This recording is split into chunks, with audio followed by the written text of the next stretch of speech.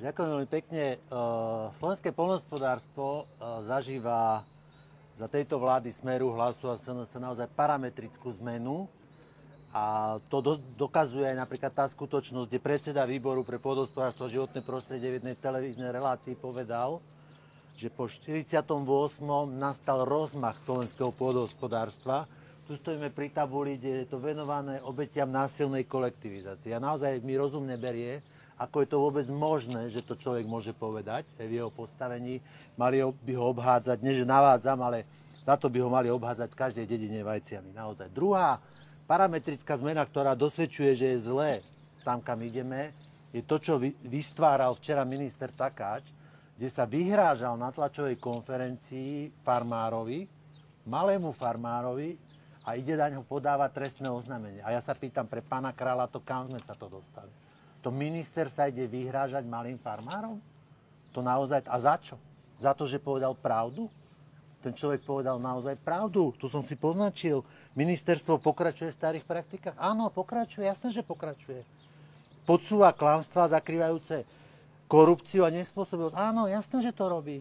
Podpisujem, prihlasujem sa k tomu, podpisujem, krvou to podpíšem. Aj na mňa, pán minister, aj na mňa dajte trestné oznámenie, žiadam si to.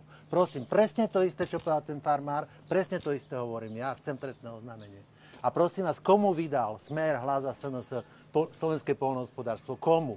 Skúsme si povedať, na 4 menách vám to zadokumentujem, že kto tu si upevňuje pozície a ako v tom mafiánskych filmoch vysiela signály, že komu to tu patrí. Ako je možné, že štátnym tajomníkom je vnuk? Ten vnuk, ktorý bol riaditeľom PPAčky, vtedy, keď sa dial dobytkár. Ako je to vôbec možné, že sa stal teraz štátnym tajomníkom? Viete, aká je štatistická pravdepodobnosť, že ste niekoho susedom? 1 ku 800 000. Máme cirka 500 000 bytov a máme cirka 300 000 domov. Čiže 800 000 možností je, ako mať niekoho suseda. Aký je štatistický predpoklad, že zrovna susedom vnúka je Bödör v Nitrianskych Hrnčiarovciach? Dosť malá, nie? 1 ku 800 000. Aký je štatistický predpoklad, že sa s niekým stretnete v jednej firme? 1 ku 600 000. Slovensko registruje v súčasnosti 600 000 podnikateľských subjektov. Ako je možné, že manželka pána Stredáka sa stretla zrovna s manželkou pána Bodora v jednej firme? Dosť slabá pravdepodobnosť. Ako je možné, že sa ten Stredák vôbec stal šéfom poradcov? Prosím vás, ten chlap nerozozná kozu od ovce. Futbalový rozhodca, je úplne anomálne, že ten človek tu bol štátnym tajomníkom a vrátil sa sem ako šéf poradcov, len pre ten vizuálny signál, že sú späť, že dobytkári sú späť. Ako je to možné, že ten človek tu je a je šéfom poradcov? Máte tu pani Vavríkovú, osobu, ktorá je použiteľná zasa na všetko, od šéfky colnice až po šéfku kancelárie na letových službách, kde zrovna na tých letových službách bol riaditeľ človek, ktorý bol v Bonule. Aká je pravdepodobnosť, že budete zdieľať jednu kanceláriu s niekým? Len v Bratislave máte 2 milióny metrov štvorcových kancelárskych priestorov. Čiže aká je to pravdepodobnosť, že sa zrovna vystretnete s niekým nejaké kancelárii? A títo traja ľudia vám jasne dokazujú, komu Smer a Hlas vydal naše poľnohospodárstvo. A pokračujú. Dobytkári sú späť. Ale to nie sú dobytkári, ktorí chovajú. To sú dobytkári, ktorí nerozoznajú kravu od jalovice. To sú dobytkári, ktorí len vedia a našli systém, ako okrádať, ako tunelovať, ako defraudovať naše peniaze a peniaze Európskej únie. A sú späť.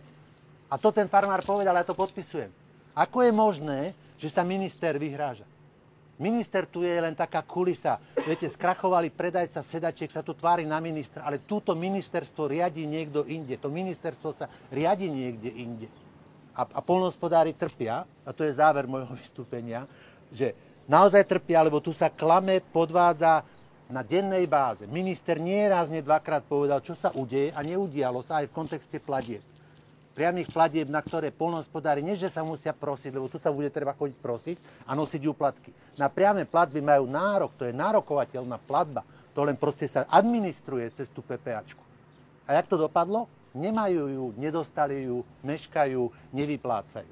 To, čo malo byť, ešte pred mesiacom deklarovali, existuje nejaký tajný materiál, ktorý sa nezverejňuje, že z tých ekoplatieb niekde na úrovni 100 miliónov vyplatili 0,5 milióna. Čiže aký je to percentuálny podiel toho, čo mali urobiť a neurobili.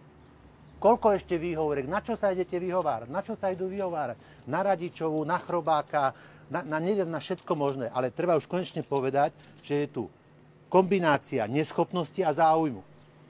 Aj záujmu, hej, cez ekonomiku dostať na kolena poväčšinou tých malých a stredných podnikateľov, aby plakali a keď budú slabí, tak niekto príde a donesie im ponuku, ktorá sa neodmieta.